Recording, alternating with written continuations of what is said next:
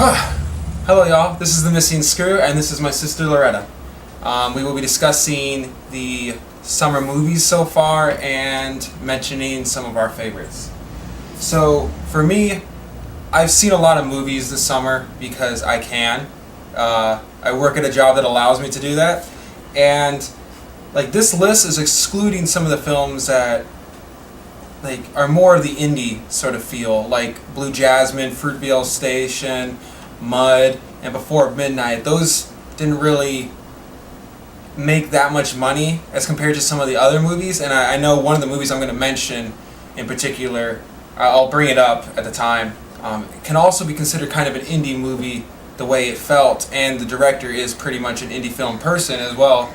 But I thought the movie was really good, and it had that ability to be a popular film. Unfortunately, though, because of its genre, it's not going to really make that much money, and not a lot of people are going to watch it, and there was no high-named or well-known actors or well-known directors or what have you in the actual film. So, first of all, I'm going to mention that this summer was not the worst movie summer ever. I am sorry, but you cannot say it was. There were so many good films. Too much good stuff. There was good stuff. And yeah, if you want to see that there wasn't as many blockbusters, there wasn't. But who cares? There were still some really good films out there. Like, one of our favorite actors is Benedict Cumberbatch. That motherfucker was in 2 movies that were really good. No, wait, no, my bad, that's Simon Pegg. But anyways, he's in a really good movie. But Simon Pegg was in 2 great movies. We don't know that the movie coming out, when is it? The Fifth Estate. It comes out September or something. I want to say September. We're still waiting on. It comes out in it comes out in October. Oh, so yeah, that's definitely outside of summer. Sorry. Yeah. Well, no. Yeah. Fucking October is it? Anyway, yeah, October very much is not the summer. Okay, so yeah, there were some really good films, and there were also some potential blockbusters out there, like obviously Pacific Rim. That had the ability to be a blockbuster, but just nobody watched it here apparently. Apparently the Chinese loved it though, for whatever reason. Their ship goes down really quick though. Yeah. And then there was this whole debate about it being American propaganda, even though there was Australians and a Japanese lady. I don't know. And it was based out of Hong Kong. Yeah. Well, they said because it was based out of Hong Kong, that it was American propaganda because the Americans had to come to the rescue of the Chinese, and that doesn't it's I can see what they're trying to grasp at, but it seems like such a small thing they're trying to grasp at. So yeah, and then obviously there was Monsters University. Another surprise. This is the End was a huge surprise in all of the summer films. I wasn't expecting that. Truthfully, I'd given up on Seth Rogen, and I thought I didn't think anything good when I saw the previews. I was like, okay, it's just another Seth Rogen film. I'll move on. And then it was really fun. That was so ridiculous. It was so funny. But okay, so I'm gonna list my favorite movies from this the summer so far, and take into consideration that I haven't seen everything. Obviously, the 4 films I mentioned, Mud, Blue Jasmine, Before Midnight, and Fruitvale Station, those are really great films, and they'll probably win some freaking awards. Like Michael B. Jordan's probably gonna win something for Fruitvale Station, just from the words. What the frack is Fruitvale Station? I don't know the plot, but I remember it's something about a dude. Shit, I can't remember off the top of my head. It's pretty bad. It's not pretty bad, the film. It's pretty bad that I can't remember, because it's actually supposedly this great film, and it's about this. I think it's just about this poor dude who comes and rises to the top of something. He has really struggled. And anyways, all dramatic films, something struggles.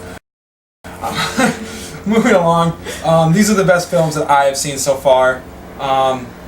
These last 3, I liked, but I don't think really great things about them. I'm glad to see one of these 3 that I'm about to mention, and I was super surprised about how much I enjoyed it. And I'm so glad it was, because I want there to be something there. So before I go any further, let me just get to it. So Iron Man 3, I have in my top 10 films of the summer.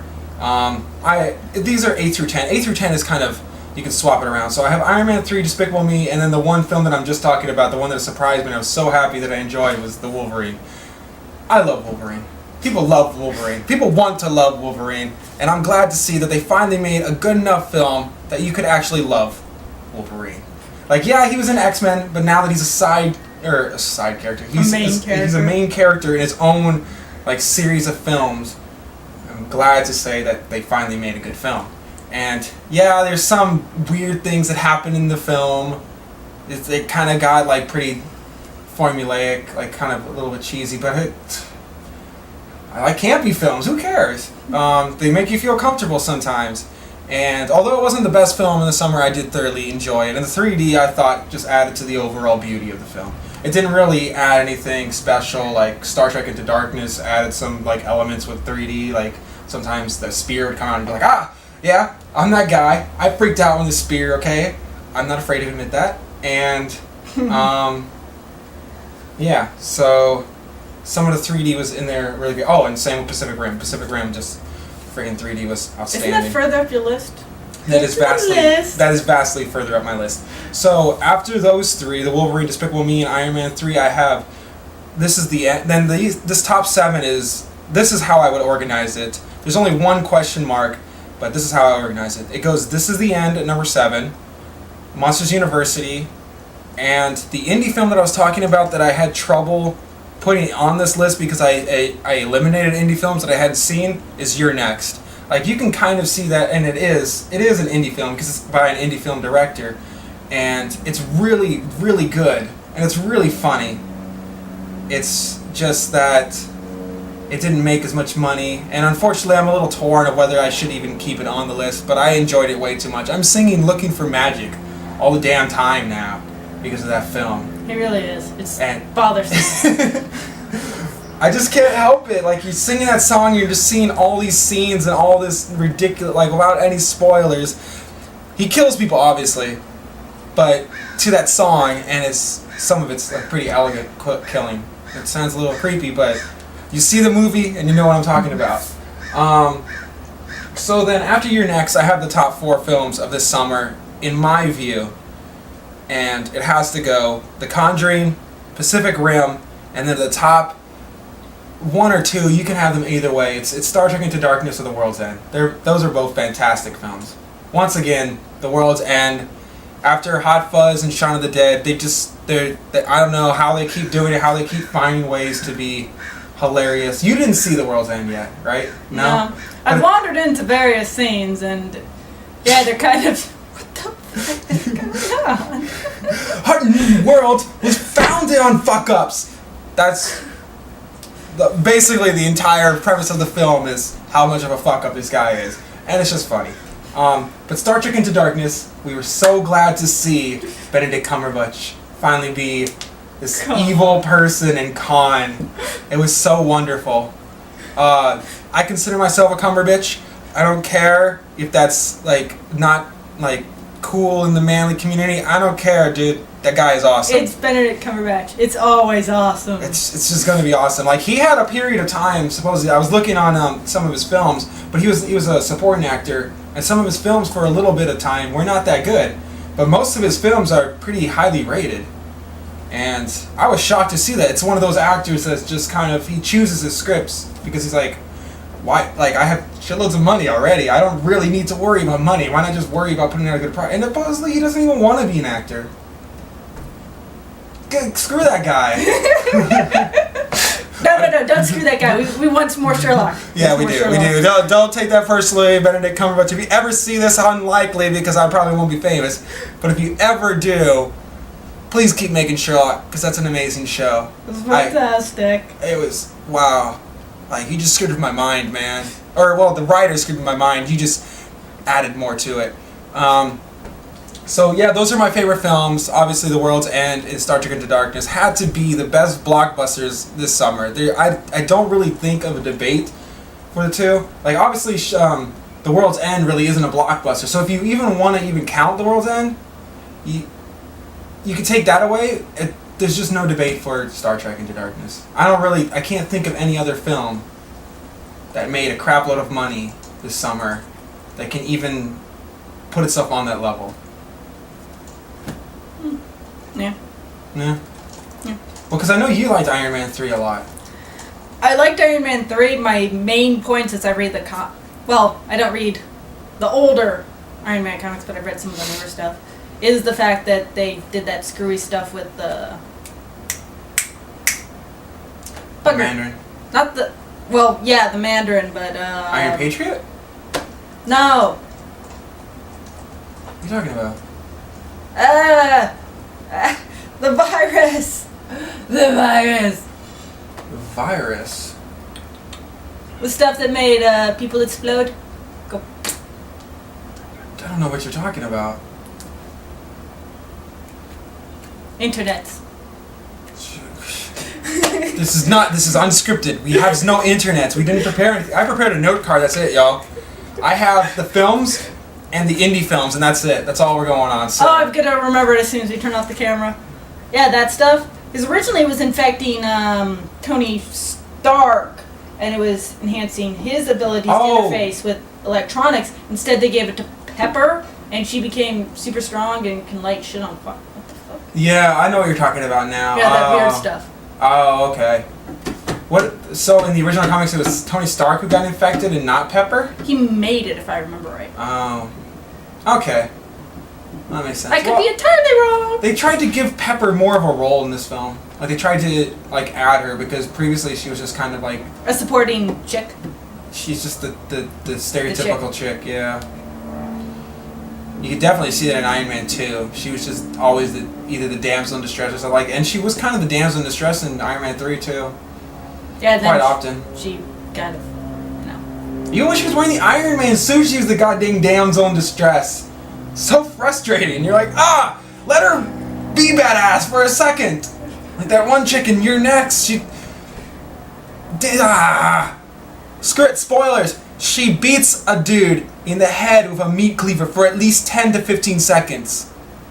That's just epic. Somebody or just, like hammers at their skull with the sharp end, therefore cutting chunks out. The cutting chunks out. She described it much better than I did. She just went at that skull. And when I saw that in theaters, it's like, I had to yell, like, fuck, like, are you kidding me? She just, dang. Yep. I don't want to spoil another scene. Extremis? That's the virus? I believe so. Oh, okay. Alright, my brain would kept throwing Invictus. I'm like, what the fuck? That's from Honor Harrington. Invictus, I have no idea. Like, I have no idea what she's talking about. I don't read enough comics. I'm a nerd, but I don't read enough comics. I just referenced a book. Oh. Well, no, you're talking about Honor Harrington, right? Yeah, no, but for the Iron Man. Yeah, I kept throwing... No, Iron Man's from comic. There's actually a fairly big... they actually did a motion comic, which is available on Netflix if you want to watch it. Oh, okay. Alright, but that's all we have for the summer's films. Note the Star Trek in the background. Yeah, like that was pretty apparent that you knew that we were going to bring up Star Trek 2. And yeah, you want to call us out on, you want to call me out on bias, fine. But that was a damn good film. And your shirt. And oh yeah, and the shirt. Like you knew the ending was coming, okay? You can't say it. But it was a damn good film. You can't argue that point. And like even though we won't see Khan in the sequel, it was a damn good film. Well, actually, like, did they? I don't remember. No, they didn't kill him. They didn't kill him. They put him into. They made him an ice cube again. Yeah, they put him into stasis so he could be back with the people. It's a consicle. So what did they like? I can't remember the ending of the film like 100%, but like similar to Star Trek II: Wrath of Khan, did they put them back out onto, or not Star Trek Wrath of Khan, but Khan from the original series? They discovered a ship, or did they just put him into stasis on a planet? If I remember correctly, they put him into a factory or something like that, or some like. They put the consicle into a storage area.